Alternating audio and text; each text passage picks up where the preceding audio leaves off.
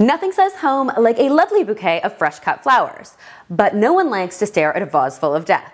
Today I'm going to show you how to delay the decay with one of my favorite household items, vodka.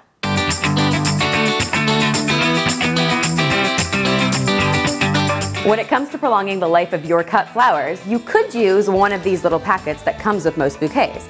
Or you could create your own concoction using things you probably already have on hand at home. Now there are three basic things that are required for making your flowers last longer. The first is sugar, the second is water with a low pH, and the third is a germicide. Let's start with sugar. Growing flowers convert sunlight to sugar through the process of photosynthesis. Once the flower's been cut though, it requires an artificial source of sugar to continue to thrive. For our purposes today, plain old granulated sugar will do. It's inexpensive, you already have it at home, and it dissolves really easily in water. A teaspoon or two will do.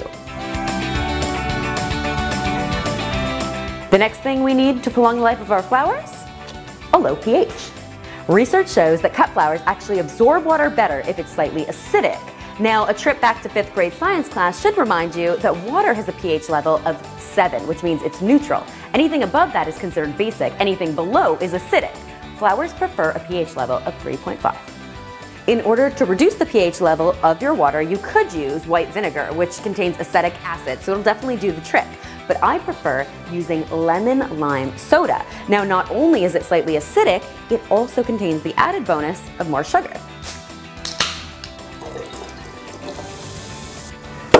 The final thing you'll need to prolong the life of your flowers is a germicide. Germs are the enemy to the life of your flowers. Bacteria and fungus can actually cause decay to happen much faster, so you really want to make sure that your vase is as clean as possible when you start. One of the easiest ways to sanitize your vase is to run it through the dishwasher. The heat in the dishwasher will pretty much kill any of the germs that are still lurking. You also want to make sure you're removing all of the leaves from the base of your flower before doing your arrangement. And anything that's going to sit below the water level, because that will just further contaminate your water with germs. But the best way to prevent germ buildup in your water is to actually use a germicide. Now, a lot of people recommend using a teaspoon of bleach in your water. I try to avoid bleach whenever I can. My germicide of preference is actually vodka. Just a tablespoon or two can actually help retard the growth of any germs in your water.